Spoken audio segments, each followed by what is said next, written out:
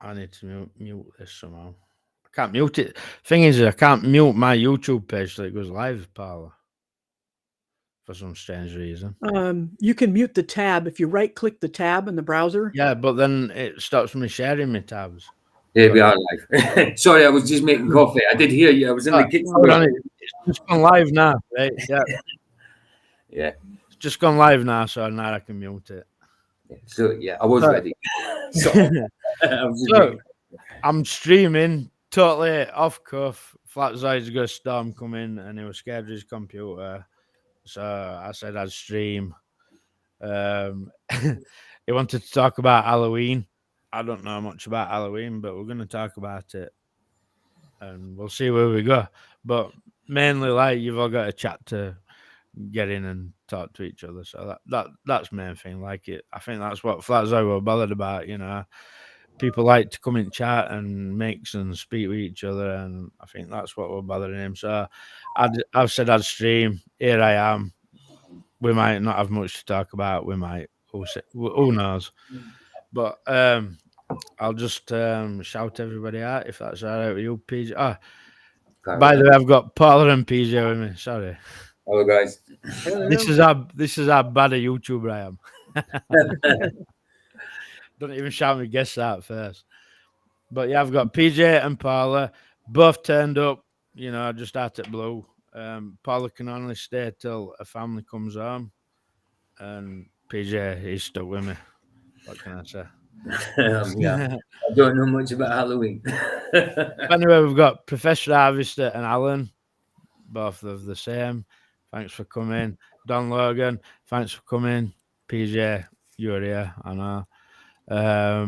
What else we got? Lumpy Gas in a Vacuum, thanks for coming. Paula, you're with me, so I don't need to call you out. Richard G, thanks for coming, mate. Spud, how's it going, mate? Jeff Gasshead. And I think that's everybody. So, we're talking about Halloween. So, PJ, Mhm. what's Halloween to you? Not much. I'm picking on you. I'm going to start with you first. Just not much really, like as you said.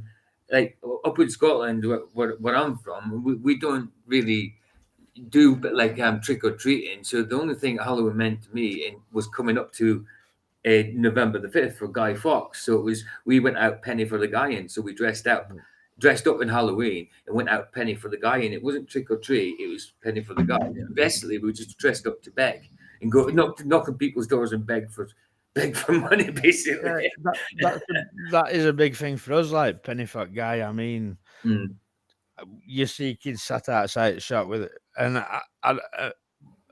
for American people or people from other countries, benefit guy is you make like an effigy or a man, like you get a jumper and you fill it full of newspaper, and you get some trousers and you fill it from a newspaper, and you sit outside the shop. And it's proper scrounging, really. It is scrounging. You sit outside the shop and you'll say to people, "Penny for guy, mate." And they'll give you 50 pence or 20 pence, you know, as they're going in and out of the shop. But that like, I mean, we put two things in one, don't we? We put Halloween and Guy Fawkes in one, don't we? Guy Fawkes well, Day. it's so close, but Yeah. the thing I've found around me is the penny for guy in before Halloween. Yeah, of course. Do you know what I mean? Is that what they do now? But there's no way Halloween where they could be sat outside the shop scrounging money, you know. And I'll be truthful to people listening. Like when I was young, I used to trick or treat with my friends. I used to penny for a guy just to get money for drugs. And I suspect a lot of young people in England are doing very same, you know. And that's a bad thing about it, I think. Like, yeah. But as far as Halloween, I'm not too into it. But as far as I know, it comes from a name called Samhain or something like that. Have you ever read that, Paula? I only heard what you and Flex were saying in chat Yeah. about it, that one. But to me, I mean, I've always thought that Halloween, the word Halloween comes from All Hallow, Hallows Eve, yeah. All Hallows Eve, All but Hallows Eve, I'm yeah. pretty sure it comes from something that's like Gaelic, Right. and it's called it's spelt Samhain, but it's pronounced Samhain. Right. That's what I've always done. And can you remember that old film? What is it called? Craft with them witches. Oh yeah, 90s film. And I think in that film they call it Beltane or something. So I think Um, all these names are all surrounded around Halloween. Like there's Beltane, Samhain, all Hallows Eve. I think they're all surrounded by the same thing. right. Got it. So it's a Gaelic thing originally. So it's originates from my neck of the woods then. Yeah. Oh, Apparently, wow. in fact, let me share. We've got a lot to blame for the Masons as well. Yeah, Wow, let not me good. Scotland not looking share good. my screen. Share screen. Can you not hear Vicky snoring? No. Yeah, I can. Oh, you can now. If it gets too much, let me know and I'll have to put the earphones in. Can you see my screen? Yeah. Oh yeah, cool. So it's spelled Samhain, but I think it's pronounced Samhain, as it says here. Samhain, Samhain, Scottish Gaelic, Scottish Gaelic festival. So it surrounds. It's Gaelic in Scotland, not Gaelic. Yeah, we it's say Gaelic, not Gaelic. 1st of November, marking the end of harvest, so it surrounds like harvest festival. And I can remember when I were at school, we used to have harvest festival. I don't know if you ever celebrated that at school, right? But yeah, was that not like how you got like a week off school? but you'd all take in like some harvest and you'd put it on a table. It was a bit weird. Like I didn't really understand it because I was young, you know. Right, got you. It was something like that, and they're all intertwined, aren't they? Because there's our Harvest Festival, there's Halloween, and there's Guy Fawkes Night, and they're all close together. Of course. Wow. But yeah, anyway, it is also the Irish language name for November. Celebrations began on the evening of 31st of October, since the Celtic Day began and ended at sunset. This is about halfway between the autumnal equinox and the winter solstice. It is one of the 4 Gaelic seasonal festivals, along with Beltane, that's what I said, isn't it? Beltane and Lugnasa. Historically, it was widely observed throughout Ireland, Scotland, Gallica, Isle of Man, where it is spelt Samhain. A similar festival is held by the Britannic Celtic people called Calan Gaeaf in Wales, at Lantide in Cornwall, and Brittany. So, Samhain's a popular name around England, and I do know, like I'd not heard it till I was older, you know. It was just Halloween when I was little. Trick or treat. You knock on a door, you say trick or treat. They either give you a treat or they ask for a trick. But I think what Flatzoid wanted to talk about were like what's nefarious about it. Like, is it normal to be celebrating it? Well, exactly, because it's certainly not. It doesn't go hand in hand with Christianity, does it? You know what I mean? Paula had to leave. Oh, all right. It looks like it. Paula's gone. Sorry, I want to. There's a guy on YouTube called John Ramirez who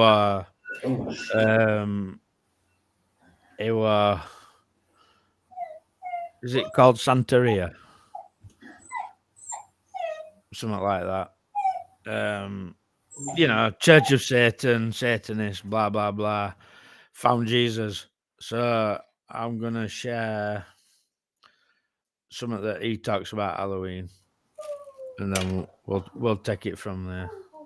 I'll just go to nip the toilet back in a sec. Yeah. Well, it's just a video of this, like.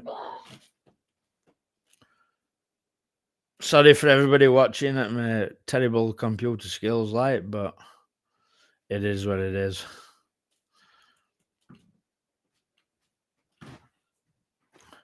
Right. Can everybody see that? Can you see that, Paula? Am I sharing? PJ? Ah, Paula's there. Paula? Yeah, I'm here. Am I sharing? Yeah. I'm talking to me Sandy. I'm like, am I sharing, PJ? Am I sharing, Paula? Nobody's answering. I had to leave for a bit. And I can't vouch for this guy, whether he's genuine or not, like, but it's just interesting some of the things he talks about Halloween. So we'll play this. If you want me to stop Paula or PJ, just let me know. Sure. You stop Christians out there in the street and you say, what is your purpose and your destiny? Sorry, let me start it from the beginning.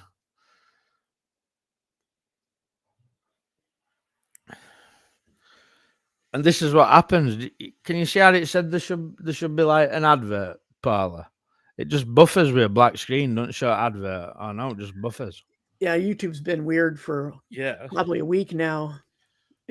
Pages don't load, or they buffer, or they're kind of blank. It's almost like I might as well watch advert. Yeah, I mean, rather than watch a black screen with a bar spinning around. That's it. But you can't watch it. You can't use ad blockers now on YouTube, can you? Yeah, well, I don't know if it's anything to do with ad blockers. Something sudden that came on, where like if I just go to YouTube and then click a video, it's fine. But if I go to my notifications and click the link, it'll do that spinning thing forever. I'm gonna have to. No, but every time I press a video on YouTube now on the computer, it says it comes up with a big tag on the front saying YouTube doesn't. What is it? You can't use ad blockers on YouTube anymore. Something like that. I don't know the exact words, but it just says something along that line. So for some reason you have to watch. My YouTube's not working at all. Hold on. Let me get this to the beginning. For some reason, it's not playing it. Try again. Sometimes I have to copy the link and then paste it in the new tab. Yeah. Just try again anyway. Is that Vicky? Yeah, that's Vicky. They are celebrating Halloween. They are going on it. Right. The devil's #1 holiday. It's Halloween. The devil's holiday is Halloween. And a lot of believers today, they are celebrating Halloween. They are going on and renting costumes, buying costumes, making costumes, painting their doors, putting pumpkins in front of the door. First of all, the pumpkin, when you take the pumpkin, you represent the demon that controls the rivers, which is the demon called Ochun in Santeria. So the pumpkin brings that demon into your house when you put pumpkins at your door. You see, so that demon operates with pumpkins. So when you put pumpkins in your door on Halloween, as believers, you are giving the devil a entry. You're giving that principality, the demon that runs the rivers. Her name is. See, I don't know about that, but it's funny that people do put pumpkins near the door.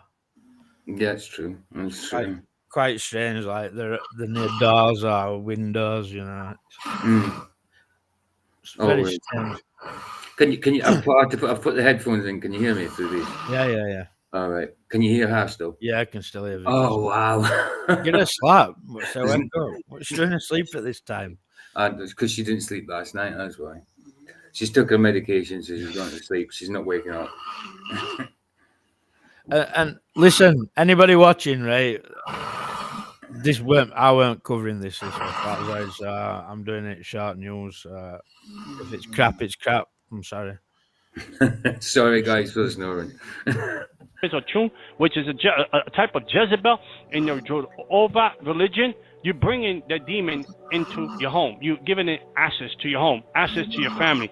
And the most remarkable thing that the devil taught me was, I love when they celebrate Halloween. I love when they get dressed. I love when they celebrate my holiday because they come intertwined. You come intertwined with darkness. I don't care if you're reading your Bible 20 times a day, when you turn around and you celebrate Halloween, or you open your door to Halloween, or you open your life to Halloween, or you open your family to Halloween, the devil has you by the throat. What's your views on that, Paula? There, I finally got unmuted. Sorry. Yeah,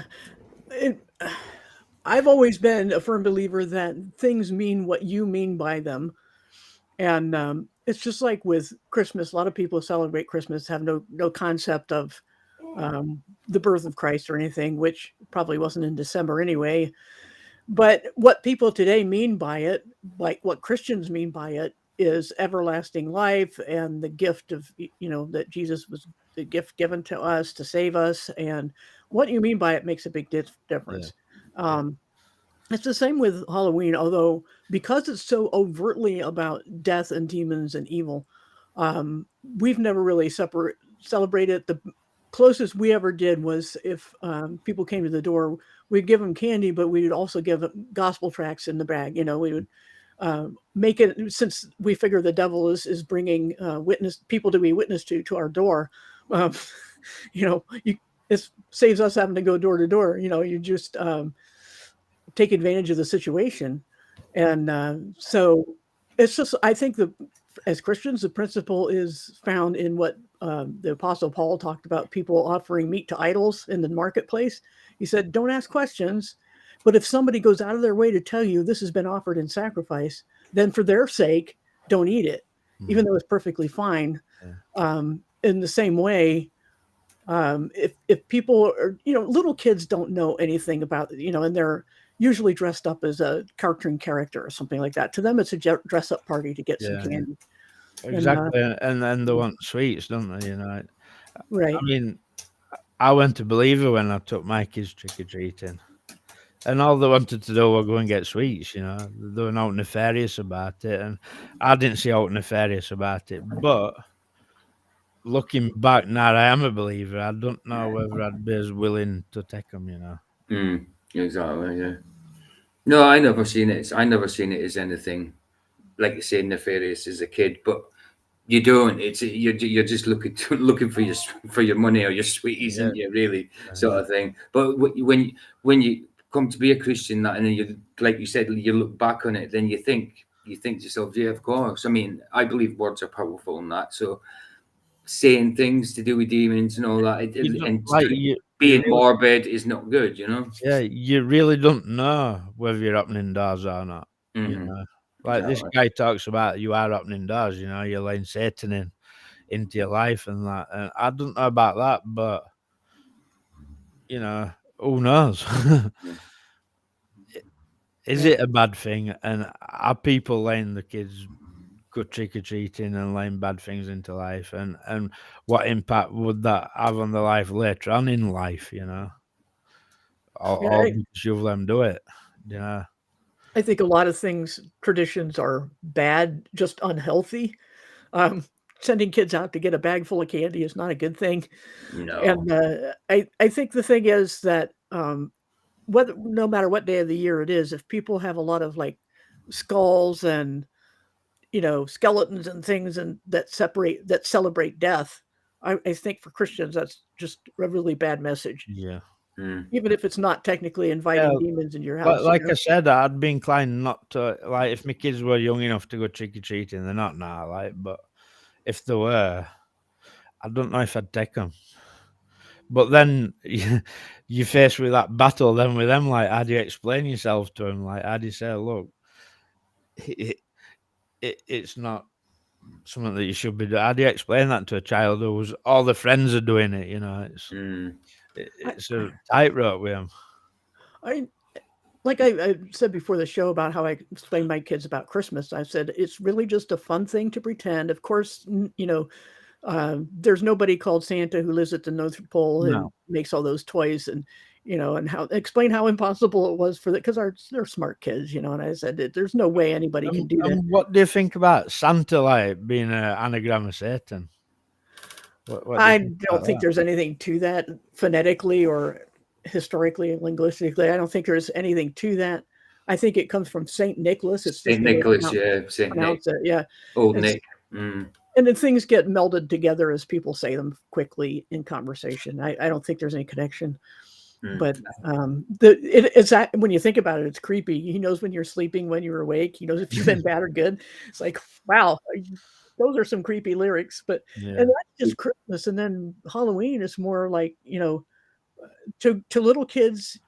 Like I said, they'll do the like the Great Pumpkin for the Peanuts cartoon or something like that.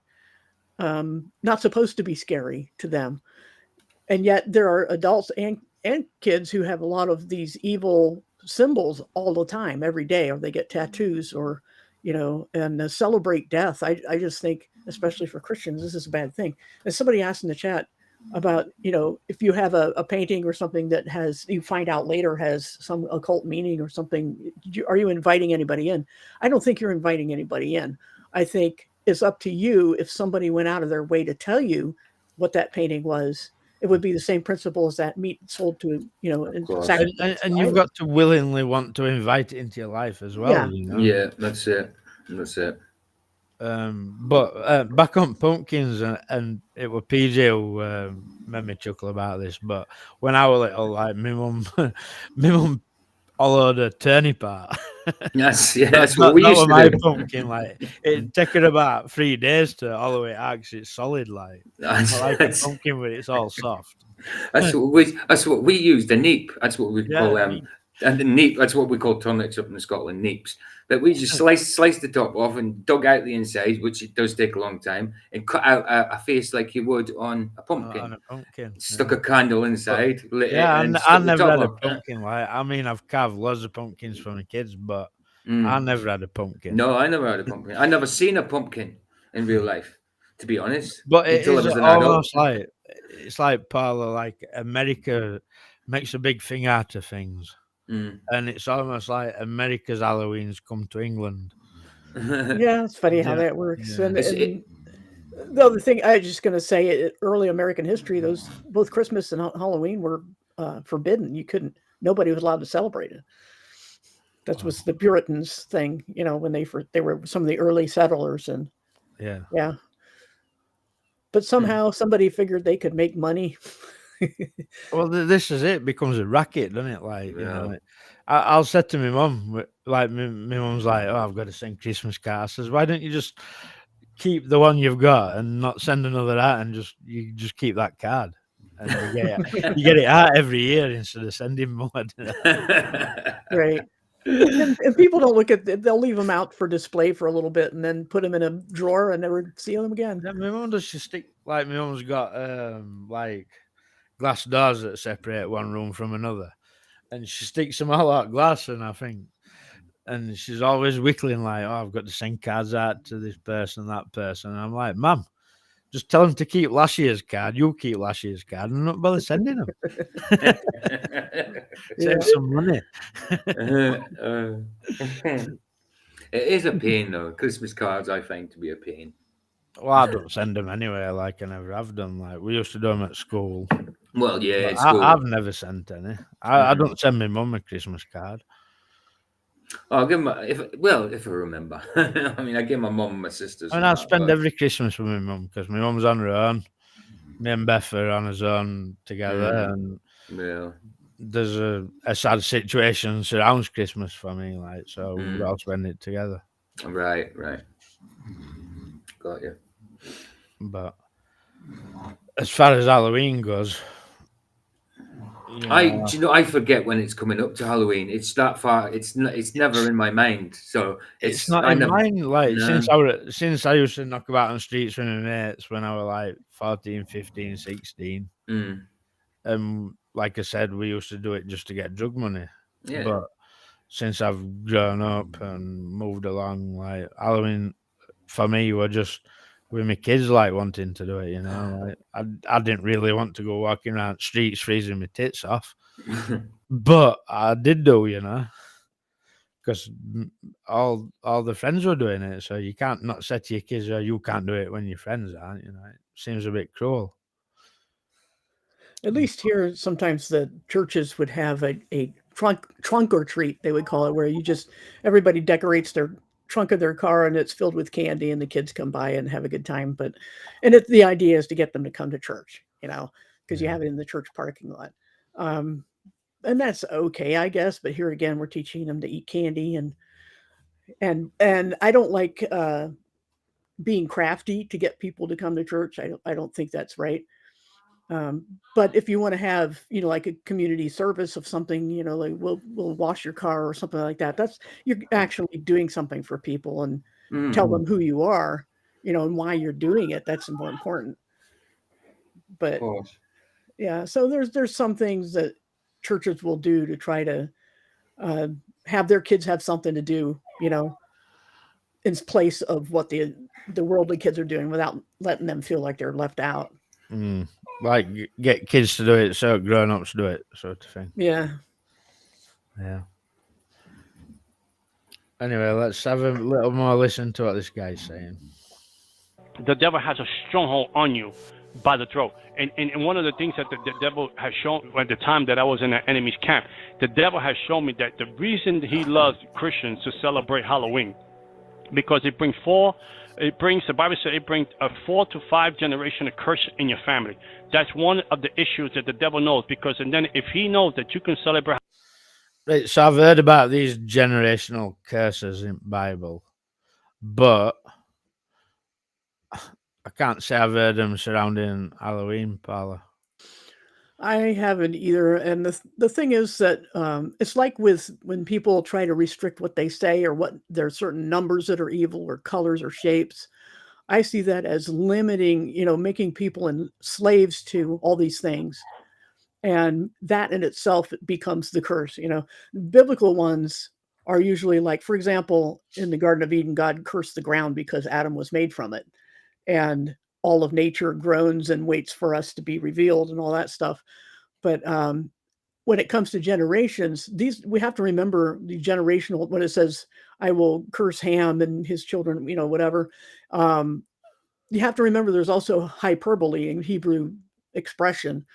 And when he'll say, punishing children for their father's sins for 7 generations, this is just like, you're going to be punished severely. This is exaggeration, just like that one Psalm, was that 50 or something like that, where David has been caught cheating with Bathsheba and all that. And he says, I was born in sin.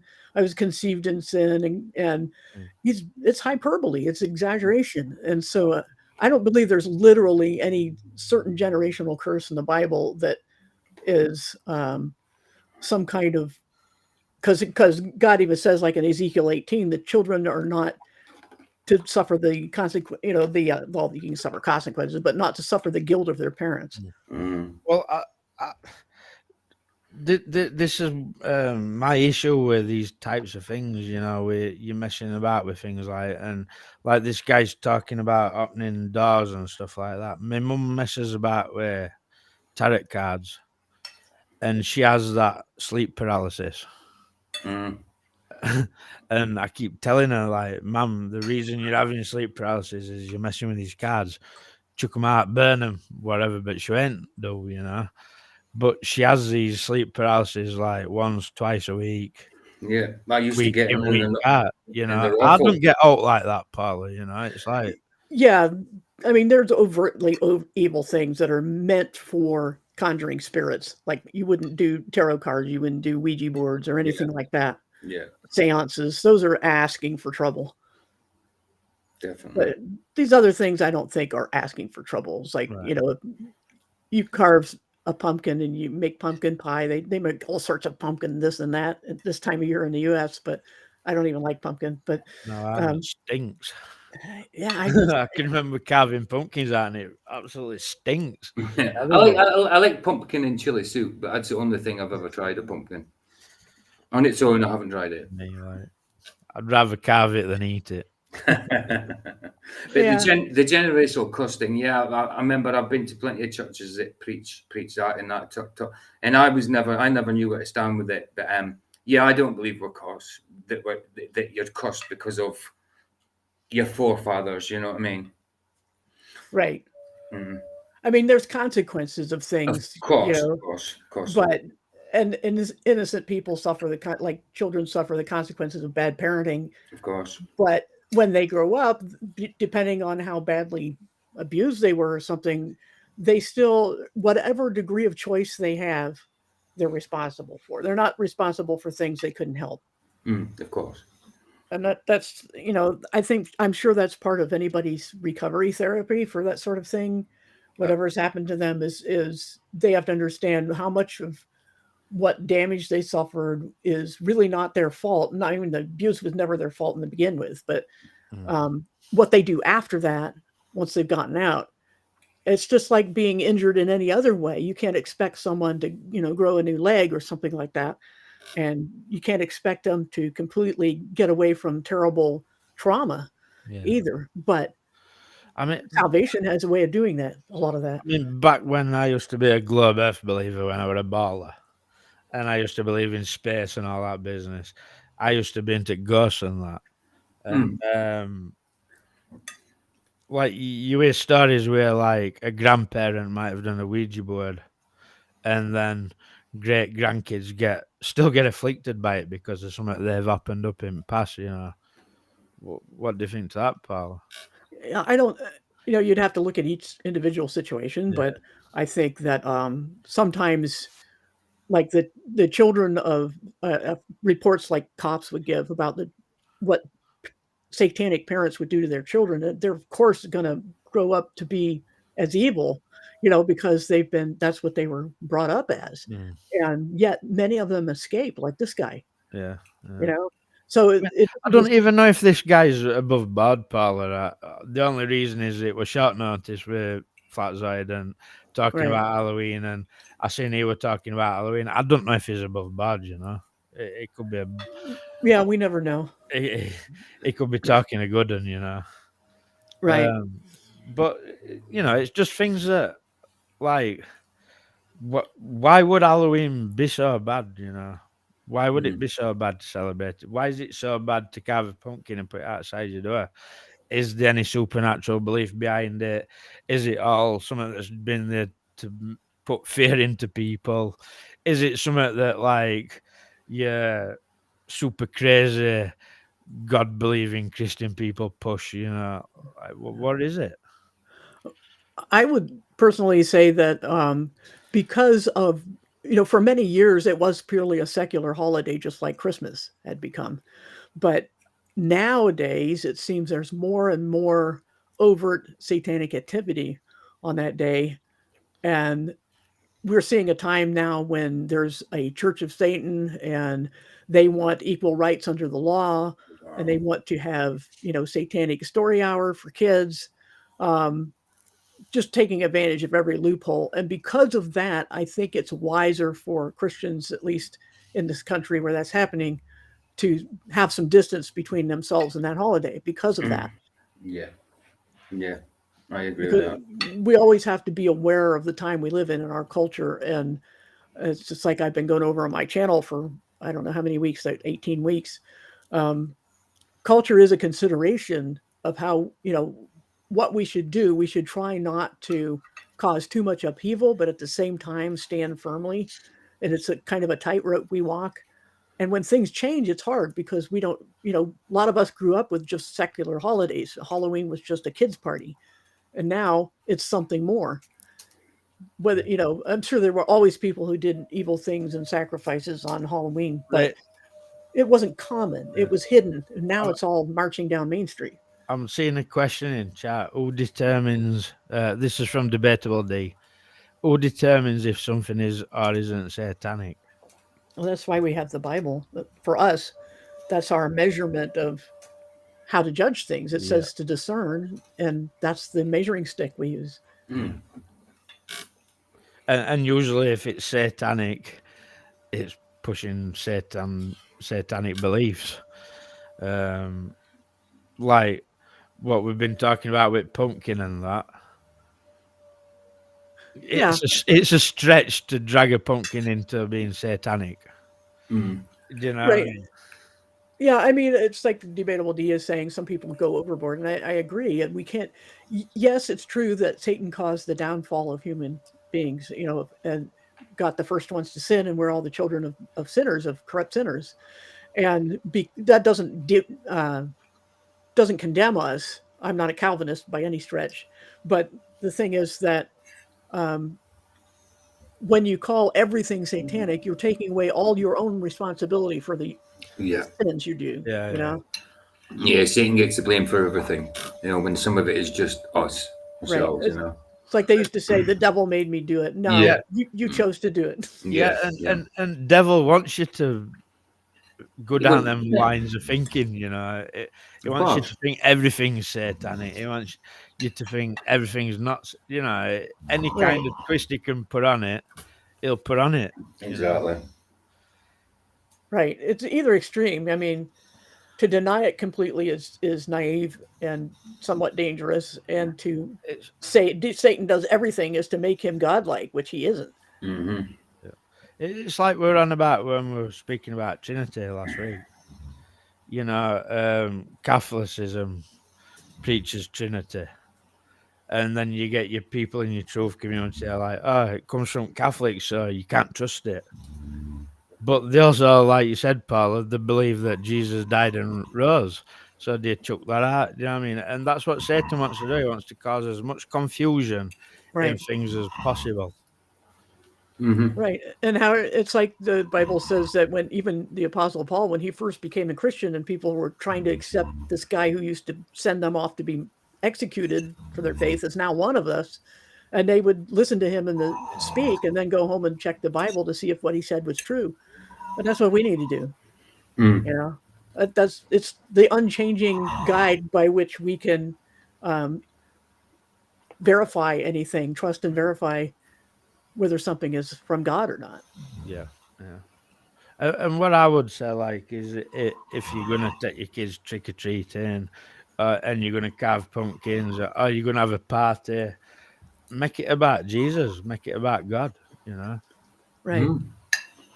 And they did, a lot of people don't understand the history of some of these holidays where the early Catholic Church, what they did is they deliberately took pagan holidays and Christianized them, and they would put the names of Christian quote unquote saints, the apostles and all, on these statues of pagans, gods and goddesses, and overtake them in that way. That is to say, it's like to them, it wasn't like they were trying to fool anybody. They were just saying that we have appropriated your holidays. Mm. We're changing the meaning of your holidays. And Right. so we can do that. I mean, we could do that with Halloween. We could make it a day to just celebrate the harvest. A lot of people call it a harvest festival, and that's what I think it used to be. It's just because this time of year is when you reap the harvest. And so you were all happy and it was party time. But the pumpkins and the skeletons and all the death things are definitely not something I think Christians should use. It's a bad witness, Of course. celebrating death. I agree. Like it's to dwell on death. I mean, Christianity teaches that Jesus died so that we could all live an everlasting life. Yeah. To live. Yeah. And to dwell on death, skeletons, coffins, it sort of it speaks against that. Yeah. Yep. But like, we're living in a time where it's pushed more and more in films. I'm pretty sure that back in 80s in England, Halloween were hardly a thing. I'm pretty sure on it. Mm. I remember we were just talking about that we used turnips instead Yeah, of neat. Yeah, well, do you know that the Halloween, the movie, the first movie, I think they did something like that there. They had to paint all, whatever they used. It wasn't pumpkin season. So they had to get whatever was close to a pumpkin, carve it out and paint them orange. So they didn't use pumpkins either. Not many anyway, in the first movie. It's just a little bit of movie trivia. Yeah, I'm just looking at this comment from Debatable Day again. Curious that we have so many denominations, translations, and clashes in interpretations. And yeah, that's Satan for you. Well, It's also just human frailty. We're all fallible. We all make mistakes, and we're all wrong about something. And when people disagree, I think the most important thing is it's a test of how we disagree, not whether, because that's going to happen. There are people who can be equally faithful, equally well studied, and still come to different conclusions, whether it's the Bible or anything else. And it's not because one of them must be right and the other wrong. They could both be wrong. But the problem is how do they deal with the disagreement? It's like the other day, like I was called, that I have a devilish spirit and all sorts of things just because I believe in the Trinity. Wow. That's the problem, is slander because somebody disagrees with you. Well, And I you believe shouldn't in do that. right, and I'm going to set this record straight while we're doing it live. I've never once come to you, Paula, to be taught what I believe. Right. You know what I mean? I've Right. come to understanding that Trinity. What have we got here, this lad? I've come to understanding the Trinity through reading Bible, not from you, Paula. It just happens that you agree with me and you are good at teaching things. That's the reason we've come together and we've been doing streams. But Exactly. I've not, like, Paula's not tricked me into believing in Trinity. No. Do you know what I mean? No. It's what Scripture teaches. You can deny it all you want, like, but it's what it teaches. Ever since I got the grasp of the Trinity to well, my understanding of it. Obviously, I'll never truly know until we're there, But yeah, it's always what I've believed. One God in three separate passages. You know what I mean? Right. But the thing is that, yeah, there's denominations and translations. And part of the thing with translations, especially in English, is our language changes all the time. And a lot of words, like from the King James time, have reversed their meaning completely. So you need interpretation because it's becoming like a foreign language, just like early English is a foreign language to us. Most of us couldn't read it. Yeah, And I couldn't. I mean, I could read a little bit here and there, but there's like the V's. U's look like V's. They'd put E at the end of yeah. every single word. Yeah, it'd be even hard for us to read, Michael. Well, even that, and that's early modern English. But middle and early old English it's like if you ever tried to read Beowulf, which we had to read in an English class, it was like, I don't even know what language this is. It was that different. And that's why you need translations, because languages are always changing. That's the nature of a living language, a language that people are speaking. The words change all the time. In my lifetime, there are words that have completely reversed their meaning and expressions that mean the opposite of what they used to. And so that's why we need translations. Have you ever noticed when you're typing in chats, Paula, and that, and you get your spell checker? I'm pretty sure that some words that I'm spelling right and it's telling me they're wrong. I'm pretty sure on it. Like, I thought I was good at like spelling and that when I was at school, and it's telling me that I'm spelling words wrong. That I'm pretty sure I'm spelling it right. And sometimes it matters which dictionary you have installed. If it's like if I have a word I spell a certain way and only I'm someplace where I'm using a British dictionary, it'll flag it.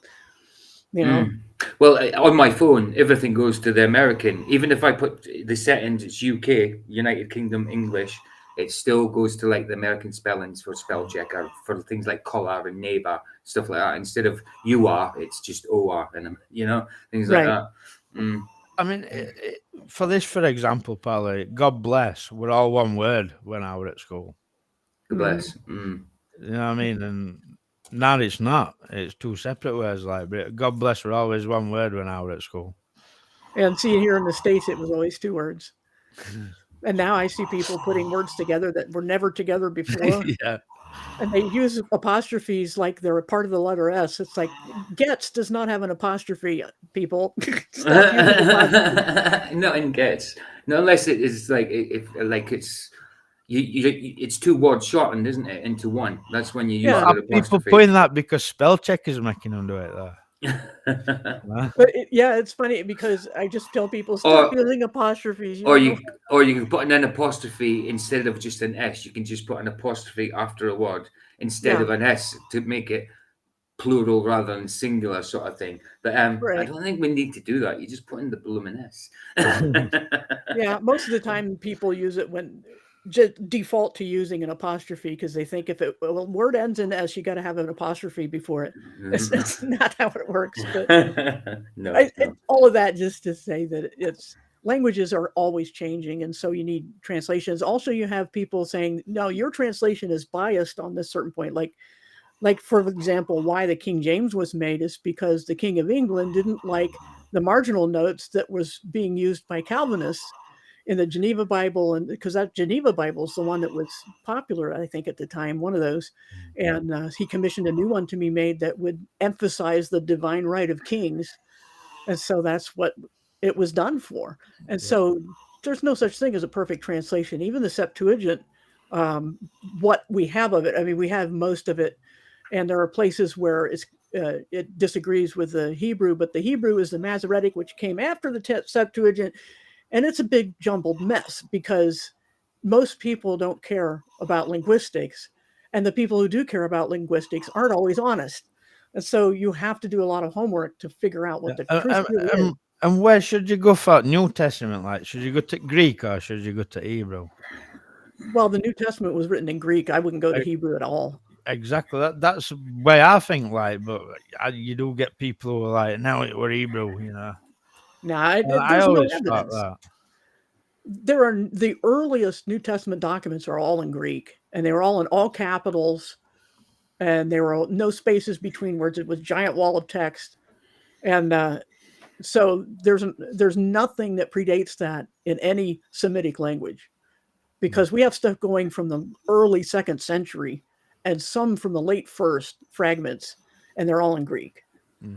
So, anyway, It's good to look at Greek though. You know, if you ain't got a Greek linear. yeah, and not everybody can do that, and that's why in the body of Christ we all have different skills and different giftings, so that if we work together, we can be complete. That's the goal. But like, you know, everybody's got a phone or a tablet or a computer. You know, you can get Greek now. You know, it's not Right. like something that you can't grasp. You can't Right. get order. You know. But even so, I've heard preachers make mistakes because they looked up a Greek word they saw in a verse, and they figure that because they don't know grammar, you know, they don't understand how grammar works and parsing, then they misunderstand what the word can mean, and they make some new meaning out of a verse because of that. So you have to be careful. I mean, it's like they say, a little knowledge is dangerous. You know, somebody knows enough just to be dangerous. So. Matthew Eastman says, whoever I can hear breathing should dress up as Darth Vader this Halloween. I can hear her talking as well in her sleep. That'd be Vicky, Matt. Yeah. Or it could be me because I've got the mic near my face because of Vicky. I don't know. It could be both of us. Her snoring and my breathing. I once was talking to a few people on Discord, and I last was asleep, and somebody went, "Is that a dog I can hear snoring?" Like now it's our lass. Like Darth Vader, bring Skywalker to me, I shall deal with it myself. I sound like a Sean Connery Darth Vader, don't I? Bring Skywalker to me, I shall deal with it myself. Shaking our shirt. Luke, I am your father. I am your father. Speaking of James Bonds, who were your favourite? Sean Connery. I liked Roger Moore. Roger Moore, yeah. Roger Moore was later than Sean Connery. Sean Connery was late 60s, early 70s, then Roger Moore 70s and early 80s. Roger Moore added like a bit of comedy to it, if you know what I mean. Yeah, he was suave. He was more suave, I suppose. He was yeah. But he'd done parts like that before. It just the same as his other parts, I find. You know what I mean? Debatable. D says Sean Connery. I would say Sean. Alan Osborne says Daniel Craig. I haven't watched Daniel Craig's because it's so modern. I haven't watched it. But if you read Ian Fleming's versions of Sean Connery is like a sociopath. It's nothing like Sean Connery's characters or Roger Moore's. probably a bit more like Daniel Craig's. He's a bit of a sociopath there. I watched this thing, where what would he call now? John D. Something to do with Crown Parlour. I'm not sure who you mean. You ever heard of him? It Uh-uh. was called John D, and he used to sign his documents as like a looking glass. You know, Yeah, one of yeah. them glasses that they put to their eyes that's on a stick, and it looks like 007. And I heard that's where 007 came from. Oh, really? I don't know. Yeah. Wow. Yeah. John D There were was like I don't know, some kind of person who advised the monarchy. Yeah, I don't know. There was a question in the chat, something about literally means literally, except when it doesn't. That's another thing that people get. Why we do different translations is because there isn't any clear instruction on how literal you should be. Anybody who knows more than one language knows that you cannot go word for word from one language to another. It won't make any sense at all. Look at trouble Flatzoid has. Of course. He has trouble with words all the time. And some people, they speak differently. Like they'll speak backwards. It'll be backwards to us, but they say like the beginning of a sentence first, and the end of a sentence. No, beginning of a sentence last, and the end of a sentence first. Where that it may seem that way to us, but to them it's the right way around. You know what I mean? It's crazy, right? And so there's all sorts of reasons for that. But as far as literal or not, you got to let the text tell you. And it's not anything different for the Bible than any other text. If you read, like I used to use the example of Orwell's book Animal Farm, which was about the Bolshevik Revolution. Mm-hmm. But it's a fiction about animals at a farm, and they become collectivist. And you get the phrase, all animals are equal, but some are more equal than others. It comes from that book.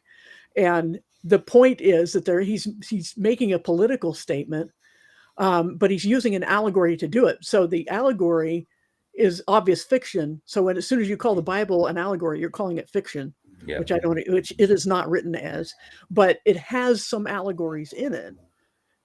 And it points to something real, regardless, just like Animal Farm was about something else. There was an underlying message. In the same way, parables have an underlying message, and Jesus explains some of them, but not the whole Bible is not an allegory. And so you just look at the text and tell, like, for example, Genesis 1 is historical narrative. All of Genesis is historical narrative. They're just trying to report to you what happened. And so if you take it some other way, well, because they use this figure of speech, then it isn't history. That's not true either. Because I can say, I don't know. I'm trying to think of an example that works in all cultures because I'm thinking of American expressions and nobody would know what I mean. But the thing is that we can all think of expressions we use that can be made to say something very serious. PJ put a pillar over your lass's head.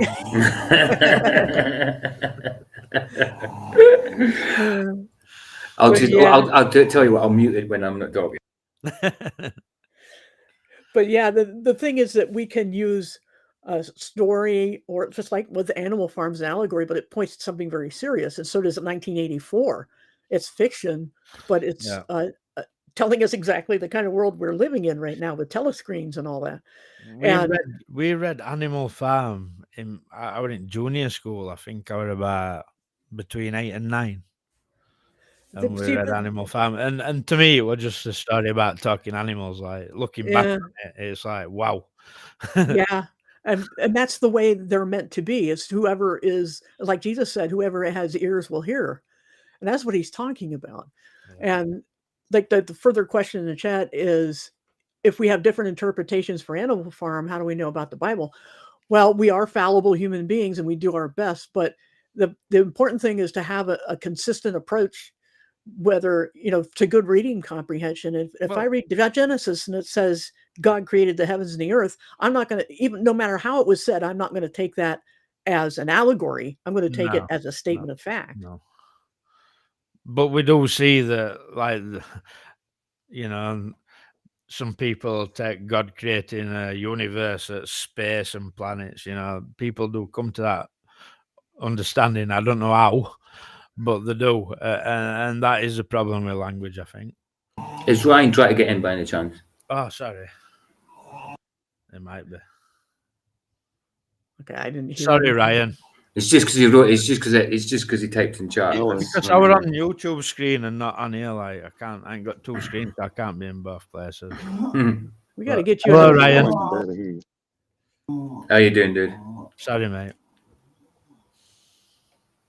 Ryan. Yeah, I'm here. I just can barely hear you. I think I've got it set where it's coming through my speaker. On I my thought you phone, got something so- to say. You wanted to join. I thought you had something to say. What's your thoughts on Halloween? I didn't hear much because, like I said, when I came in, Right. So I'm trying to what's your catch up. thoughts on Give me a Halloween? minute. You don't need to hear out for me to ask this question. What's your thoughts on Halloween?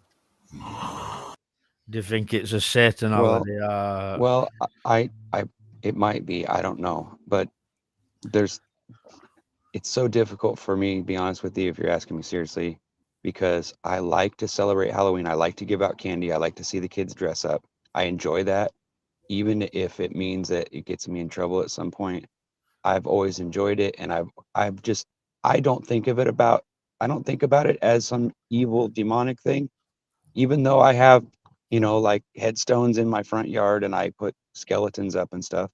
I decorate, but I don't worship the devil. I don't think about it that way.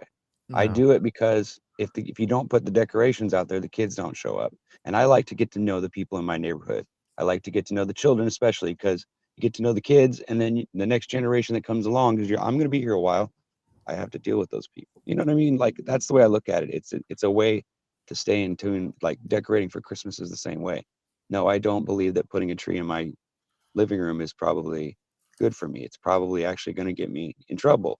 But do I think that a perfect God would really hold that against me, considering I'm around all these other people that I've already involved in their lives, and I can't You've stop been loving brought them up over doing that, that, right? I don't know how else to do it. Your grandparents had a tree. Your parents had a tree, and you might have a tree. God can hold that against you? No, I don't think so. Because it becomes traditional, doesn't it? You don't even think about any kind of faith or religious connotations behind it. You know what I mean? It becomes tradition. Hey, Matt. Exactly. I think Matt? the devil can trick you, but yeah. So I was just saying all right to Matt. Oh, is Matty coming? Yeah, Amen. Matt's coming. How you doing, man? So I'm What's thinking your about putting thoughts up- on Halloween, Matt? I got a You cute dress up Christmas all the suit, time. like- yeah, I got this Christmas suit, right? It's like a suit, but it's all Christmas decorations on it, and then I'll dress up like Frankenstein and take the kids trick-or-treating in my Christmas Frankenstein suit. See, this is the thing. Do you want to go to an extreme like Jehovah's Witnesses do and exclude their kids from everything that all the friends and all other kids are doing? That's where like a line gets drawn with me. It's like, Well, even the tree, like Ryan was talking about the tree, man. I don't think that's in, like, people claim that that's in the Bible. I forget what it is in the Old Testament, but that's not it talking about. isn't Bible like decorating a tree, but Well, they take that passage out of context. What it's talking about, it's like they cut down a tree and they decorate it with silver and gold, and then they bow to it. This is talking about going out to make an idol for the purpose of making an idol. They don't just plant the tree in their living room in a pot and hang shiny things on it. I mean, they were carving the tree into something, chopping it down, carving an idol, putting gems in it, and then bowing to it. That's a we're completely making it different into a situation. figure of another god. Yeah, or an animal or something, that they were worshiping. That's what they were doing. But Exactly. The two are not like entwined. No. right, that's surface skimming, lazy Bible reading when people do that. You hear it a lot though, Paolo. Like, I mean, YouTube will be rife with it in a few months. Yeah, I know. And you'll have both sides, And the thing is, for Christians, what to do about various social things, and it's a valid concern. But it's just like, we look to the Bible for examples, and he was in their day. there were people who selling meat in the marketplace who had offered the meat in sacrifice. And the injunction was, or the advice was, don't ask. And if somebody goes out of their way to tell you, then for their conscience sake, don't eat it. Mm. Just to be considerate of people without condoning what they've done. But the principle is that the Bible gives is the earth is the Lord's and everything in it. Everything belongs to God. And so it's not wrong to eat the meat, but it is wrong to violate somebody's conscience. Mm. So, Yeah, there's a little halal meat market near me, and the deals that they have in there are better than you can get at the grocery store. And I've seriously been considering just buying meat from the halal place since I'm free in Christ, right? Yeah. Absolutely. Well, I would go what with does halal. halal mean? It just means that they've sacrificed that animal. I think It's it's the just first Easter or something while they cut it short. yeah. I think it just means blessed, doesn't it? Blessed, something like that. I don't know about halal. I know kosher is supposed to be meet all the little nitpicky I think requirements it's in the the same law. thing, Paul, or halal and Yeah, kosher. they take all the blood out instead of just nearly all of it and stuff like that, and bless it. I think that's what they do. What you said, Michael, face it to the east and all that, and bless it. Yeah. Yeah, it's hard to say, how something's labeled like GMO or not. That's true. There's a burger van pulls up in my town centre that's halal burger van, and it smells good. It's like I walk past it and think one day I'll try that. But yeah, I don't. People making a big song and dance about what meat and stuff like that. It's crazy. Yeah, I still remember that person who demanded I debate him on whether it's okay to eat meat for Christians. Wow. Of course it is. Like, how can you be a Christian and say that it's not? I was incredulous that anybody would try to defend that position, that it's wrong. It's a sin even to eat meat. But I accepted anyway because they kind of twisted my arm, and of course it didn't go well for them. But two of them, he got a buddy online to debate with him against me and jump down my throat for, and talk about roadkill and all sorts of things. But that's the thing is that people will, get bent about all the wrong things. All I know I is sure will. I have some gospel tracks at the house somewhere. I'm gonna have to dig them out. Maybe I'll pass them out this Halloween. you can't go wrong with that. I mean, like we were saying I've got earlier, a full box of them somewhere. Tracks what somebody gave me. They're like little brochures, all on different topics. yeah. I mean, like I said, if people are going to come to your door, you might as well witness to them. We just Yeah. decorating. People came to our door. I've heard stories like I want to say We Charles rename it, Paul, Spurgeon. to Trick or Truth. Yeah. I Well, want to say even like Charles Spurgeon, he read a gospel track. I think that was what led to his salvation. So you never know. right. If they don't want it, they'll throw it away or whatever. But it's worth a shot. Yeah, if you're seeking God, it can show Himself in many different ways. It's like, was it you who said you were saved by Jehovah's Witnesses and then realized that they were wrong?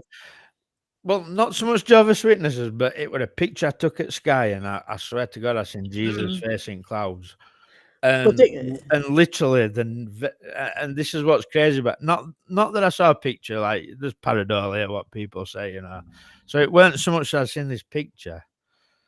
It was the very next day, somebody fetched me a Bible, and I've never owned a Bible up until that day, and it was a Jehovah's Witness Bible. And I'm reading Jehovah's Witness Bible, I'm doing study with them, they're telling me that Jesus is Angel Michael, is a created being, blah, blah, blah. But and they're saying to me in my own time, like, read your Bible. So I'm reading my Bible, but then it changed everything. So I'm reading my Bible and I'm thinking, hold on a minute, Jesus is God. What are you talking about?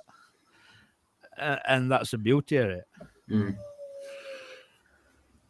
yeah, I mean, there's many ways that God will use to get somebody's attention. And if they seek his face, they will find him. It But doesn't say that. don't always turn them Jehovah's Witnesses away. You know, if I'd have turned them away that day, I mightn't have found Jesus. At that Right. point, You just never know. But, I mean, of course, I like to toy with them and they don't come anymore. But They still plague me, Paul. They come and see me at least once a month. And I keep telling them. And they won't have it, like, how persistent they are. yeah. Well, and it's just drilled into them like they will. It is truly cult-like in that, and I showed the They're nice definition of people, cult. Paul. They're really nice. Like, Yeah. I can't be asked to say to them, like, I could be nasty to them and say, like, piss off, don't come back again. Yeah, I wouldn't do that. But I would don't be want polite. to be like that because they're nice. They're really nice people and they're deceived. Right. But I'm saying God will use. I mean, he'll even use, like, the rocks will cry out, right? That Jesus said, if the people kept silent, the rocks would cry out. Yeah. He will use any means necessary to reach somebody who's seeking him. And so that's the thing is if somebody's seeking him, if somebody isn't, it doesn't matter how much truth you throw at them. It's like we were saying earlier, you got to recognize when it's time to move on. And we don't know that we're the one. Some other Christian may be sent for another phase of the reaching. Yeah. I'm not so sure that I'm here to wake people up to God. I think I'm more here to. I'm better at talking about flat Earth and stuff like that. And I know flat Earth's not a survival issue; it's not to do with being saved. But I do believe that if you can show somebody Earth's created, then the next step they can take is to look for who that creator is. Yeah, somebody created it. Yeah. But I'm just not good enough with scripture. Maybe it's just because I'm a babe in Christ. But talking scripture to people don't seem to work with me. But I have had a lot of luck mentioning flat Earth to people. There's a lot of ways to evangelize, except evangelism. You know what I mean? But we've got like you said, Paul. Me talking about flat Earth, knowing that I'm a believer, then I'm not. It's not just me trying to wake somebody up that they've been lied to. It's God talking through me, saying, "Look, this place is created. I'm here. Come find me." Right. And that's everyone doing what part they can do. The hand doesn't do what the foot does. Exactly. If we were all doing the same thing, then nobody get woke up, would they? No, exactly. Right. Yeah, we need duality, of course. Yeah. Even though we don't like evil, it's part of what makes us who we are, right? It is. Yeah, I know it's a weird thing, but yeah, I agree. Well, like that guy video we were watching earlier, that ex-Satanist, like even people who have been Satanists find Jesus and then start talking out about it.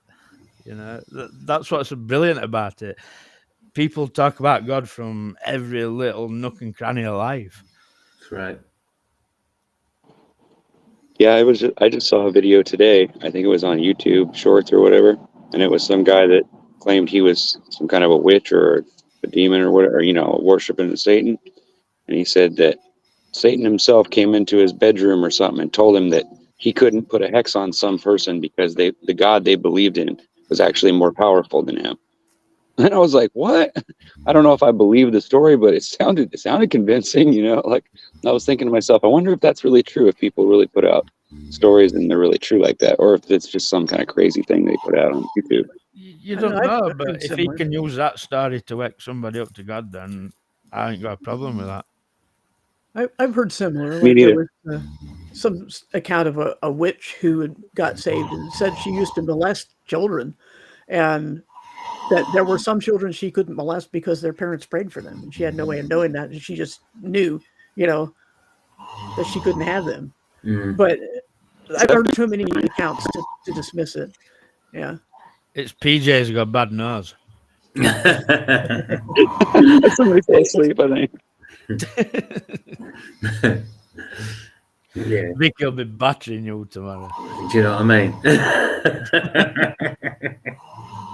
You know what, PJ? I've been snoring on a live stream all night. Go set her up, homie. She might choke herself. No, she'll be fine. There's no waking her. I know. If we haven't woke her up while we've been talking, there's no way. No, that's it. The dog could bark and everything won't wake her up. I'm laughing only because I sleep the same way. I snore loud, and so does my wife. And yeah, so I hear you. I do. I wake myself up snoring me. You know, like that. Whoa, you're like, whoa, what was that?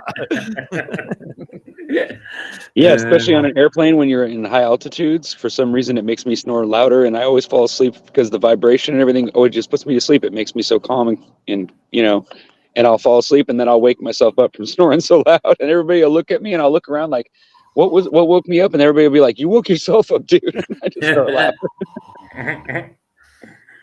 People make fun, like, but everybody snores. You know, I challenge anybody who don't snore. Oh, this is worse than NASCAR, Jono Edwards. I have met a person that doesn't snore, but it's just that I've never heard him snore. I don't know. I used to say for years I didn't snore.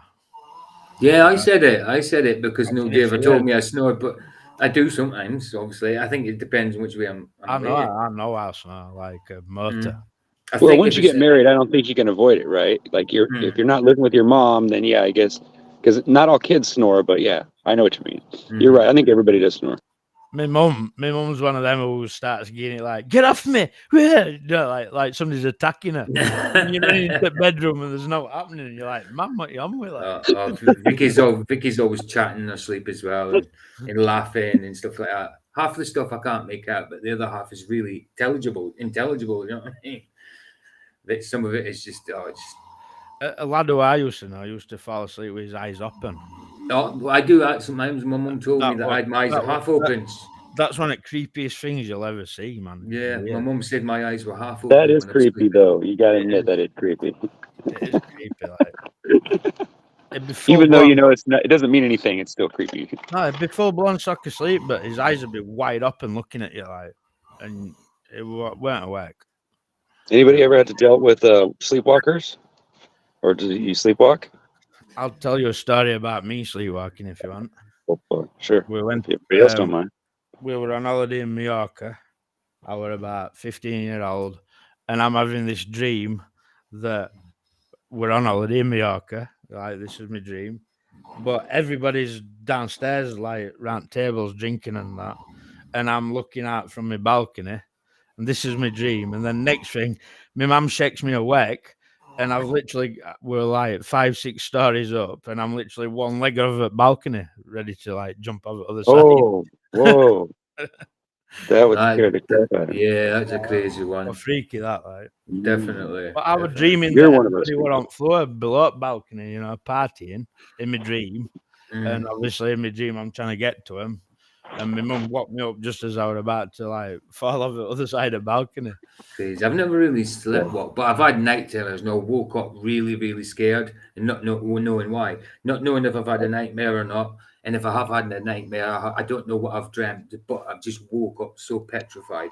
I'm not be able to move. But I don't get it as much now. But when I was younger, yeah, I used to wake up terrified, and I didn't even know what I was terrified of.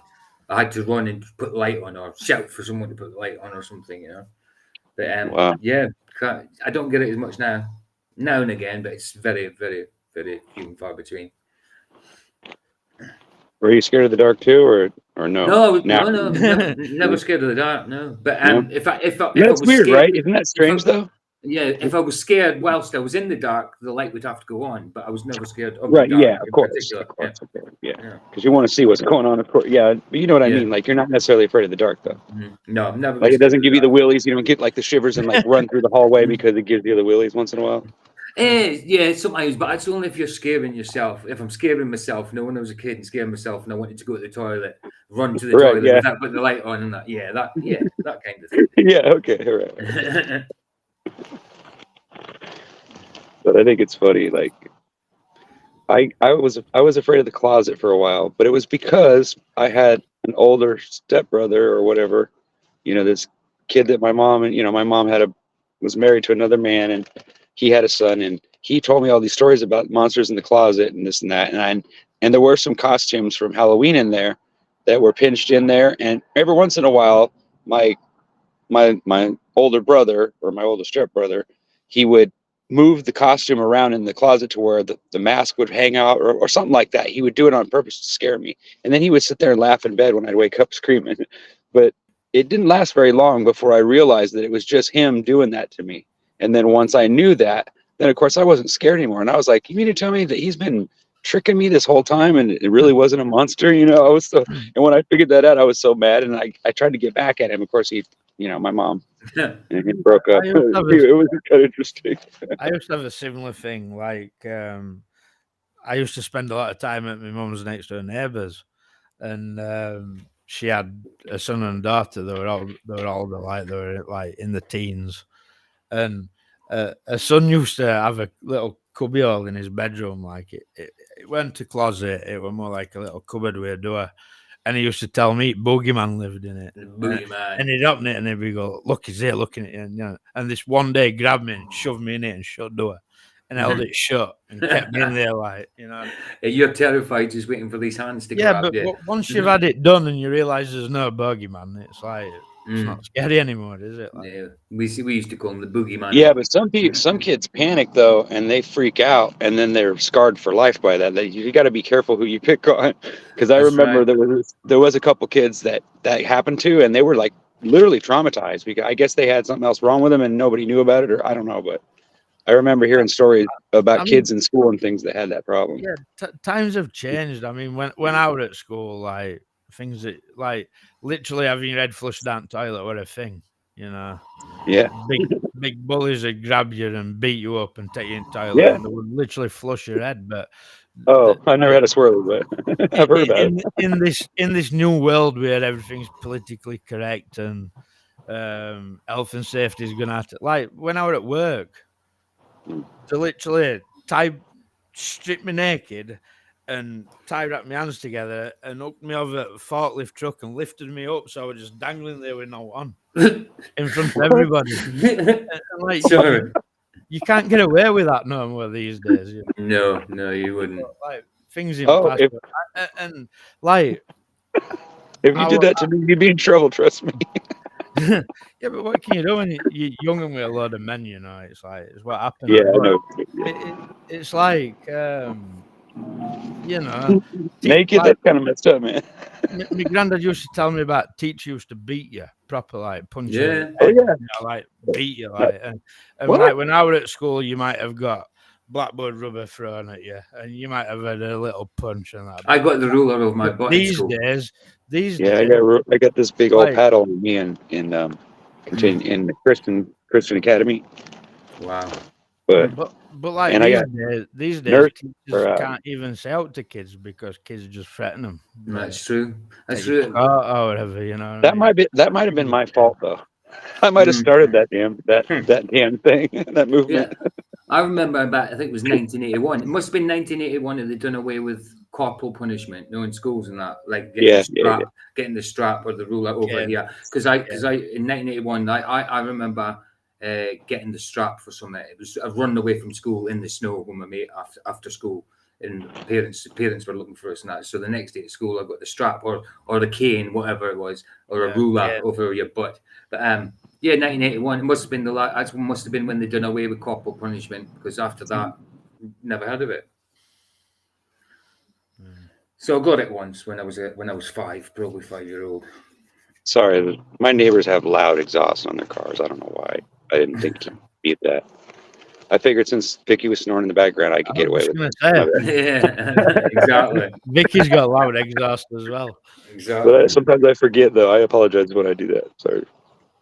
No problem. There it is. See, if I'm not making noise, then she is. Somebody has to. So is that really what we were talking about? Is just about what we thought about? Well, we were talking about Halloween, like that's what we were talking about originally, like. But I think after talking about it, people make it out to be something that it's not. I don't doubt that there's some nefarious ideas behind it, but taking your kids trick or treating, I don't think that's nefarious. Like, yeah, I agree. I think that, in my opinion. I was taught that it's not about that. It's about trick or treating and about learning, meeting your neighbors and getting to know people in your neighborhood. And I met lots of grown-ups when I was a kid that were nice to me. They gave me things and taught me how to make jewelry and all kinds of stuff just because I paid attention and I knocked on the door and trick or treated over there. And they were like, "Hey, do you like this or that?" And or whatever. Or they'd ask me questions and I tell them about my mom and whatever. And they'd be like, "Hey, my husband makes jewelry. Maybe he can make you something for your mom for her birthday or something, like that kind of thing." I Well, remember that happening to me a lot. I Like you never said, went. I never went trick or treating until I was old enough to be like knocking about on the streets on my own, like because my mum were quite strict. Mm, Um, right. like I weren't allowed off street at 10-year-old when some of my friends were, but then as I got to like 12, 13, I were allowed to then start going on street and you know leave house at 4 o'clock, be back for 8, that sort of thing. And then when I was with my friends and we were on the street, we'd buy Halloween masks and we'd go trick or treating, like I said, for money for drugs. that's Like it. Yeah, you gotta have money for getting stuff. my mum, like my mum thought, like my mum was strict and kept me back because she didn't want me to get into trouble, but I still get into trouble. It's Yeah. just one of them things, like part of growing up in some. Not everybody goes down drug route, like, but a lot do. That's You it. know, and it's like a friendly thing that you do with your friends. You're all doing it. Yeah, I mean, if you start doing it by yourself and you can't stop doing it and it starts destroying your life, then yeah, maybe you have a problem. But I don't judge people just based on the fact that they do drugs once in a while. I mean, I might not hang out with them as much because I don't approve of what they're living, but I'm not going to, like if I knew my neighbor did a line a couple weeks ago, I'm not going to get all mad and say, "Oh, I don't want to be your friend." No. I've found there's more nicer people who are in darker side of life. So as a skeptic, no, Flats is fine. It's just he's got a storm where he's at, and he didn't want to stream because it messed up his electrics and computer and all that surges through the computer and stuff. But yeah, he's fine. He's fine. He's spending the night with his family. I was Right. watching. Well, he won't be watching a film because he's got no computer, so I don't know what he'll be doing. Like, he's probably Yeah. asleep. If He's he's got any probably sense, he'll be asleep. true. You'd think. Oh, you mean the storm means they turned the power off? Is that why? So he can't. He's scared again, like a power surge. Power surge and it and messes message. the Oh, computer up. let's see. Damn, that sucks. Yeah. Wow. What about haunted houses, guys? It's big business, They sell tickets to these haunted houses, right? And then Yeah. It's not a big thing in England, that, Matt. really, Oh, in Kansas City, Oh. in Missouri, it is. Oh, big time. It's not a big thing here. No, I mean you'll see it, but it's not as big as it is in the US. Right. Yeah. There's one near me, and it's like miles away. Like it won't be worth going to. It's that far away. Oh, I see what you mean. Yeah. But they do have them, but they're not like in America. And yeah, there's plenty of places that are meant to be haunted, but as it for being a site to make money off, no, it's just you hear about it, don't you? In general, Yeah. here there's like money to be made. You could make tens of thousands of dollars by setting up. It's not an actual haunted house. It's like for entertainment or whatever. But Yeah. Yeah. there's characters all in there. I've looked at them on YouTube. I've seen them, Do real haunted houses really exist? Come on, I don't know. I've never been to. I mean, I think I've met demons before, but I don't think it was because of the house. I think the demon just kind of came there because of the person that was there. But that's just my opinion. It is what I think, right? When I would have, like I said earlier, when I was a baller, I also used to believe in aliens and ghosts. And when I mean ghosts, I mean dead relatives that have come back. Right. Yeah. Right. Yeah. I don't believe that. Like, I think No. if people are getting in touch with someone, they're getting in touch with demons. absolutely. That are just telling you that they're your parent, your family. And demons can know all about your life, your Absolutely. relative, everything. You know what I Right. mean? And the trickster spirits. Like, Yeah. I'll tell you a story, right? Okay.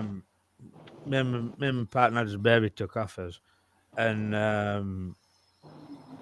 it was a few months after that. I was walking through town, and like in England, we get a lot of gypsies. And this gypsy woman come up to me, and she was like, "You'll get your daughter back." Just out at blue, like just straight up to me, and she went, and I'm like thinking, how can she even know this? Like, you know what I mean? But I now look back on it and think that were a trickster spirit trying to give me false hope. Of course. You know, Yeah, I that's believe what it that. was. I believe that. I believe that, like the sidekicks and that, Yeah. they're either cold reading you. Do you know what I mean? Hot reading, cold reading, all the little tricks, or there is ones that are being spoken to by demons, but they don't even know that, or they could, or they might No, they know don't. that. They might, but No, some might, some, but in general, no. I wouldn't say they do. No, but they're not dead relatives. no, definitely not. No. Not at And I know someone that really does believe that he talks to his grandmother. And I wish I could talk to mine too, but I don't know that I would believe what she was saying and if she couldn't answer certain questions. You know what I mean? my grandmother promised to come back and show me, because, like I said, Yeah. I used to believe in Yeah, I ghosts and agree. that. I used to talk to my grandma about these things. And my grandma said to me when she died, if she could become a ghost, she'd come back and let me know. I've never heard no. Yeah, I've had the same people do the same. Not my grandmother, but I've had people say the same thing to me. And they died and they didn't come back. So It's I think interesting. you go to wherever you go, but yeah. Go ahead. What? There's Sorry. an interesting story with King. Right, he sought out that sorceress and Yeah. says that he communicated with Samuel. Yeah, that's I right. don't know But if Paula's still Oh, here, but But yeah, communicating Paula, with Paula, somebody that's died and actually them visiting you is a completely different thing, yeah, though, right? yeah. That's what I was One confused. I'm minute, sorry. Ryan. Ryan, are you still there, Paula? Yep. What can you address what Matt were on about?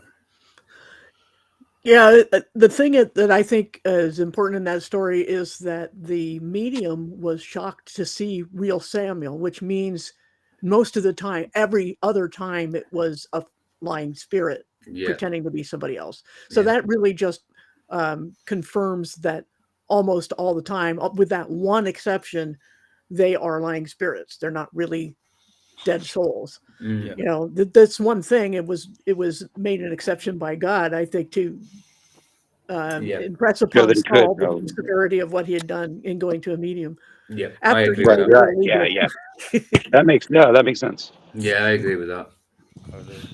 Well, I was talking about Job is where I got that information, is, or I think it's Job, where they talk about that, a rich man, he had this beggar on his porch and he was always asking just for the crumbs and all that. And then it says that after they both die, then one's in paradise and one's in hell, awaiting judgment. And he sees the other one drinking water, and the homeless guy drinking water, and he's, you know what I mean? Remember that story? That's what I was thinking. that's Are, Luke. are you thinking of the rich man and Lazarus? It might be that one, yeah. Yeah, that'd be New Testament. But yeah, that was not about spirits coming to the land of the living, though. He asked, the rich man asked Abraham to send Lazarus back to his brothers to warn them about the place he was. And he said, no, they won't believe, even if someone comes back, or even if, someone rises from the dead, which of course Jesus was giving a veiled reference to the fact that he was going to do that, and the Jews still wouldn't believe him. But the point being that this is not normal. That's why the guy wanted Lazarus to rise from the dead and go see his brothers, because it's not normal, because, ordinarily you're not talking to actual dead spirits. yeah. It's a good trick, in it. Like you see all these TV programs, your Ghost Adventures, this type of program, and people are so involved with it, like they think that they can, and it's emotional. It's Yeah, like an emotional attachment type thing. Like, I miss my grandparents, and I'd love to be able to talk to them. Do I think I can get in touch with them? Really? No, I don't. But people are tricked into thinking that. Uh, that's true. and who you talking to? If you're not talking to your dead relatives, who are you talking to? Mm-hmm. That's Impossible. what's scary to me. Yeah. And they can know things that nobody would know because they are immortal. Yeah, So exactly. That they can tell you all your family history. They can pose as a relative. right. Yeah, They that's can what appear scares as me. Yeah. neighbor, like I might be wrong, but I'm What just are saying. they hoping to achieve by that? Do they want to take over your body control? You like, what is the hope? Do they want you to, like, I don't know, think that there's no like you can't be saved? What is the purpose behind that? I, what is the purpose behind? Like tricking you, like, into thinking Uh, Well- what is the purpose? I mean, obviously the demons, like they don't want nobody to be saved because they can't be. To Obviously. steal, kill, and destroy, right? Yeah. Yeah. That's it. Kill, steal, Matt's and answered destroy. it. The mediums they go see though they make money, and they like feeling control over other people's life, which they could do by deceiving them. And so the demons behind them are also exercising some level of control, because that's what Satan wants, is to be God. And so his demons are wanting to be kind of like, governors, and they are territorial. There is something to be said about a haunted place, because, like, for example, when uh, Daniel the prophet was asking, praying to God for information and revelation and things, and the angel came to him and said, I was delayed by the prince of Egypt, or the prince of Persia. Yeah. And on the way back, I have to fight this other prince. Took him weeks to get there or something. Yeah. So there are territorial places for the fallen angels, in my opinion. And so they were, that's not more like false. it's more land, I think, than buildings. Just Well, they can possess things and people.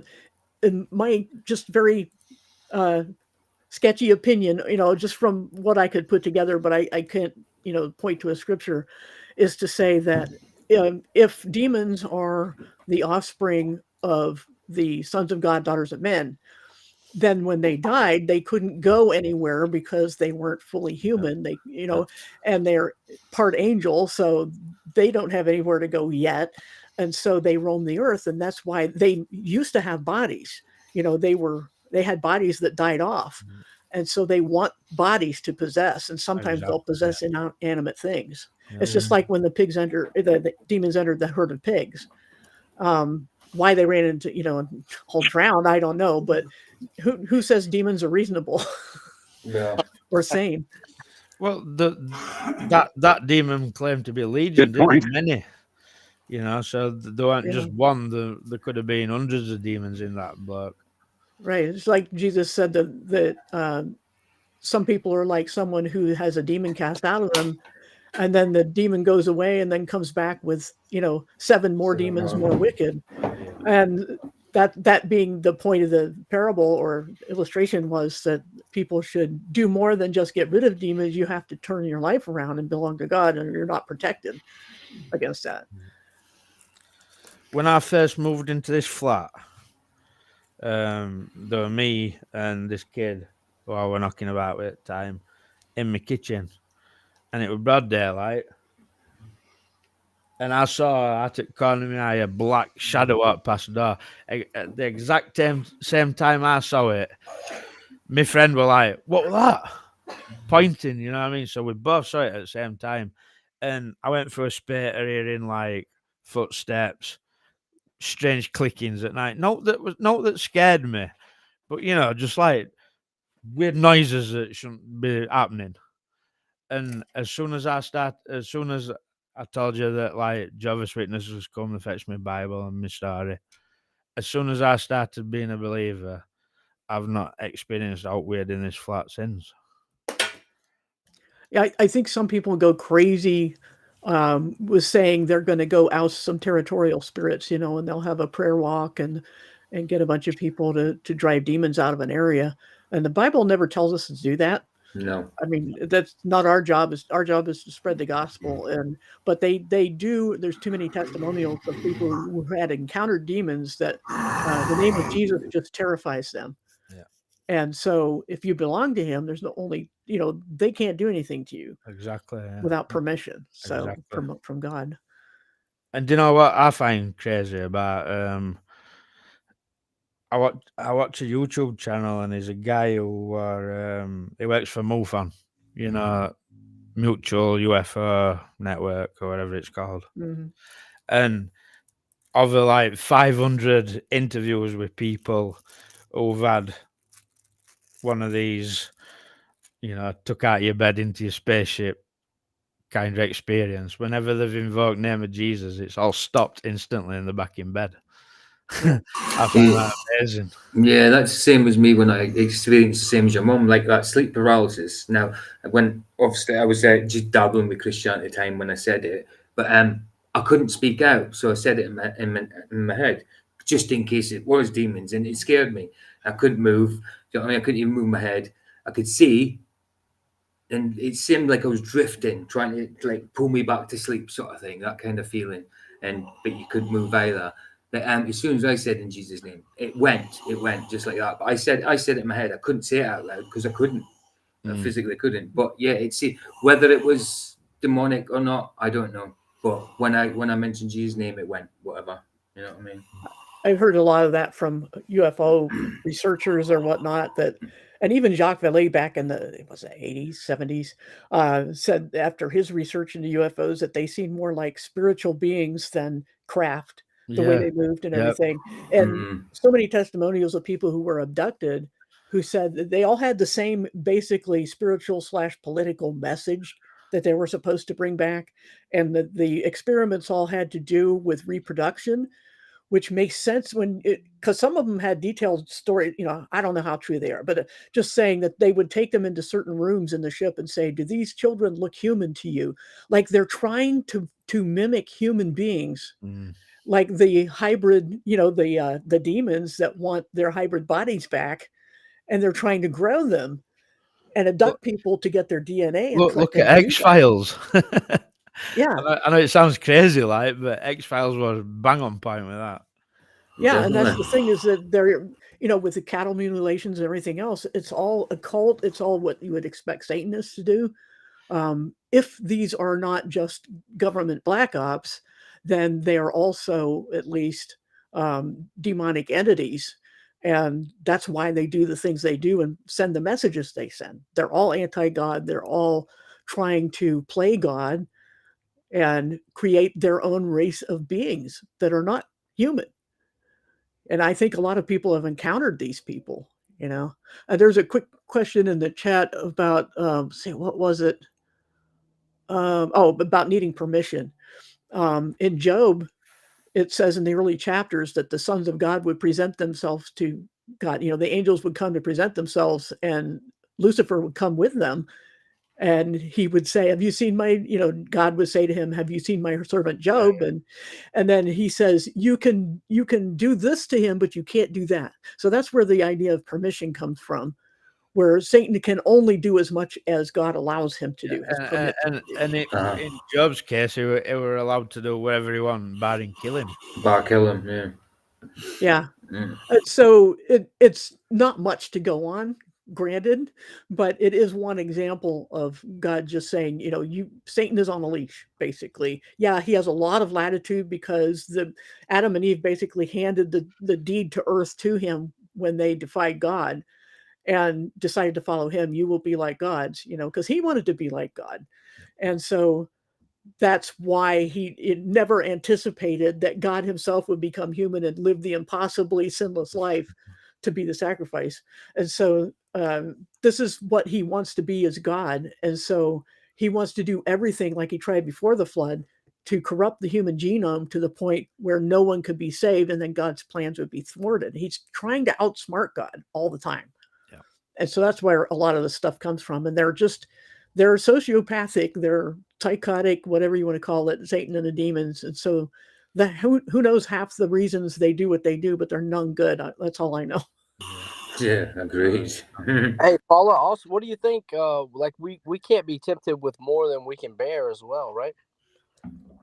As far as sin goes, the topic is you won't be tempted to sin beyond what you can say no to, basically. It doesn't mean bad things won't happen to you that are really hard to take, or that, because there have been people, even in Hebrews 11, where it talks about half the people got miraculous delivery, and half of them were, some were torn limb from limb, others had to live in caves and didn't get what they asked for because of the Bible says they were too good for this world. But as far as that goes, we don't know all God's reasonings for what he allows, but we do know that when it comes to temptation to sin, we have the ability to resist it.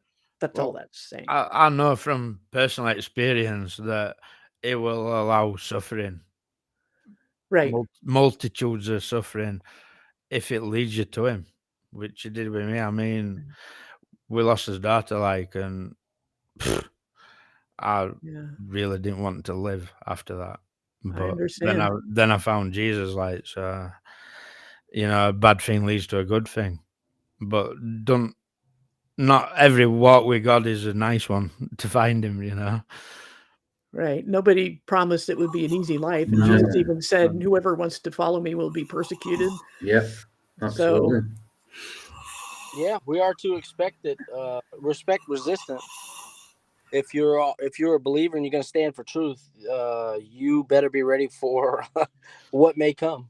Yep. Look at pushback you get for just saying you believe in Jesus. I mean, wow. You get all sorts thrown at you. It went called that. No such thing as Jesus. yeah, Jesus the is letter the J. Son God, blah, blah. It's like everything you could get thrown against you for believing in Jesus. It's crazy. Yep. Because But all these things bolster me. It's like, yeah, there's so much pushback. I know he's real. Yeah. That's it. That's what Air confirms with me. It's like, what's your problem with Jesus? If he's not real, why are you so offended by the name? Exactly. You know what I mean? I was telling Paula about this story of this friend I had, and I didn't need him in my life. He was a Barry bullshitter. Like, he was to tell lies and all. So I knew he was lying, but I could never prove him to be lying. But he'd argue with me over shape of Earth. He was a baller. I weren't. Would argue, but would also argue about God. And he'd literally be stood there, jumping up and down on the spot, pointing at sky, saying, "I effing hate God." You know what I mean? It's like, well, hold on a minute. You don't believe in him, but what are you doing? Yeah, You know what I mean? who are you Jumping talking on to? the spot, pointing at sky, like, you don't believe in him. Why are you pointing at sky? That's it. Most of the people that don't believe in him have got a grudge against him. You know what I mean? That's usually what you find. Mental. That's it. Who you shouting at? If there's nobody there, who you shouting at? And you find a lot of these parallels. There's a lot of parallels goes with flat Earth and with believing in God. It's like these people you are so stupid you think Earth's flat, but yeah, I'm gonna be here watching every video and commenting all the time. It's like, if you think it's that stupid, you won't have nothing to do with it. Exactly. You wouldn't. Why would you want to dumb yourself down if it's that stupid? Exactly. Mm-hmm. Mental. Yes. But this is the world we live in, I'm afraid. And these last few years have got absolutely crazy. It is. Everything's gone mental. Everything. And the thing is, you can't even talk. But half the things that are going on, you can't even talk about them properly. I find me like, I was said to my mum, remember when I told you that? And it's happened. You know what I mean? Of course. It's crazy, like, but she won't leave off them tarot cards. It's worrying. How does she deal with it? Because I know I've personally experienced the sleep paralysis. It was through prayer that got me through it. How does she get through it if she's not calling on the name of the Lord Jesus Christ? She lives on her own, and I'll go over to my mum's once a month without fail. So I'll stop for like 3, 4, 5 days. But she lives in an house on her own, and I'd be scared to death if I were like going to bed thinking, I wonder if that's going to happen to me again tonight. But she'll not chuck them cards away. Like, there's some kind of there's a pull to them. I can't explain it, Matt. After all, right, she listens to me on everything. Like, she's pretty much a flat earther. She's even like writing stuff down what she sees on news regarding like Masonic type stuff. All sorts. Like, she's well up with it. But when it comes to them tarot cards, no, she will not get rid of them. It's a hold, isn't it? That's scary, because I know you can rationalize that experience any way you like, but in the moment, it is terrifying, and it feels like a third party outside of you is doing it to you. I've never experienced it, Matt, but where people have explained it and my mum's explained it, I'd hate to think that I'd be scared every night going to bed. Yeah, I think that was going to happen. I think I've had it happen about 3 times that I remember. My mum gets it at least once a week. Wow. At least. Yeah, to me it was And she lives on petrifying. her own though, PJ. Like, so there's no me to talk to when she comes round. You know, like to comfort her. I know she's there on her own, deals with it, and then moves on. Yeah, I it's don't know how scary. she lives a life like that, but she will not get rid of them cards. I've tried. Wow. Other than physically going in my mum's bedroom and getting them and taking them off her. Yeah, see, it's got to be her choice because it doesn't Yeah. matter if you get rid of them, she'll get more. Exactly. Like I can't do that. Yeah, it's got to be her that chooses to get rid of them. But how she deals with it, Matt, I have no clue. Stronger than me, obviously. Well, God's will be done in her life, and I hope He reveals Himself to her, and Absolutely. Like she listens to me on everything, Matt. But when it comes to God and what God says and what Bible says and what she shouldn't be doing with them, that's when her eyes turn away, and it frustrates me, mate. It really does. I'm like, Mum, after everything I've told you, just don't listen. Crazy. Yeah, it's crazy, like. But all I can do is pray for her. Like, what else can I do? That's it. That's all you can do. Just talk and pray. Talk and pray. But it must scare her to death. Like, it scares me to death when I've stayed there and I've heard her going through it. And I Yeah. hear her shouting and that, and it literally sounds like somebody's attacking her. See, I know. And she'll tell me, she'll say it's like there's somebody stood there at the bottom of her bed, and then next thing it's climbing on top of her and that, and it's like, how do you cope with that when you live on your own? Exactly, it's scary, especially knowing about incubus and succubus and all that. Yeah. But it was through my mum that I were into all that weird stuff back when I'm going to say when I were a baller, because it all were entangled into the same thing, you know. I believed I lived on a ball. I believed in space. I believed in ghosts. I believed in aliens. I believed in all that. And my mum were into supernatural. And I were like, my mum used to go to them, in England, they call them psychic supper. Like, so you go to like a spiritualist church and they have a medium who goes round everybody and they have pie and peas, you know. They call it a psychic supper or something. And she'd always go to them, you know. Got you. And then she'd tell me about them and, you know, I'd get books on it, and you know, I was really, really into ghosts. A lot of people until I read Bible, like.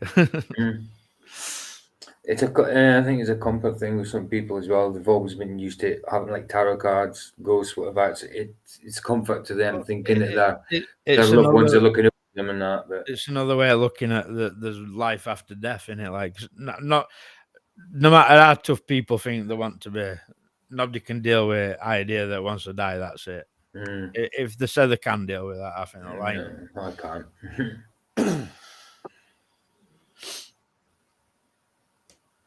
But yeah, it's pushed there to think that, like, well, if you want to think that an afterlife is haunting an house, then crack on with it. Like, well, yeah. To raise the bar a little bit. But out's better than that blackness and no, you know. Well, yeah. So have you all had fun? It's been good. It's been good. I didn't think I had much to say on Halloween, but it turns out there's a few bits to say on that. It was a good place to start. We've drifted off it, like, yeah, of course, but hey, Halloween will last a night anyway, doesn't it? Except for the kids. I don't know. Been going on for the last month here. Yeah, true. Nowadays it does. You know, it's like one night, but yet people have got their Halloween decorations up for a month. Crazy, isn't it? And as soon as them come down, Christmas ones will be up. You know, straight away. People what we're in last week, October, bonfire night out away, and I bet you any money there's people got the trees up and that. Oh yeah, guaranteed. Bet you any money. Definitely. Mental. I mean, we were lucky if tree went up on Christmas Eve. Sometimes, yeah, when we was kids, Begging me mum to put it up, like, you put a tree up today, mother. But I mean, as an adult, I haven't always had a tree at Christmas. I mean, Vicky likes to put it up early, like you say, in November. But I can't celebrate it. yeah, no, it doesn't mean much to me. I mean, apart from obviously, I mean the holiday Christmas. I don't mean Christ himself, his birthday and all that, because I mean, he says he was born then anyway. But I go to my mum's and we have a dinner. mm, I suppose you could try and call it celebrating, like, but I make sure that I give blessings to God for food that we're about to eat on that day, you know, and I make it because my daughter was born on that day, right, the daughter that I lost, you know what I mean? It's like, of course. it means nothing to me that Mm. day whatsoever, you know what I mean? But we go to my mum's because she's on her own, and it were her granddaughter she lost as well, like, so we all go and be together, like, but it's by no means a celebration of Christmas. No, of course, got you. Yeah, man. But yeah, it is what it is. It is. Right, I'm gonna call it, guys. I think we've had long enough. We've had a good chat. We've been at it nearly 2 hours. I'm ready to go to bed. Yeah, it's been good, man. It's been good. So, Paula, thank you for coming. You're very welcome. Thanks for having me. Yeah. Are we doing another one on Tuesday? Yeah. Sure. Right, cool. I'll message you and we'll sort out what we're talking about. Okay. Matt, thank you for coming. Ryan, thank you for coming. Everybody in chat, thank you for coming. No problem. You blessed me by just coming. And remember, Jesus is You're the welcome, truth. buddy. Take Love care, you, guys. everyone.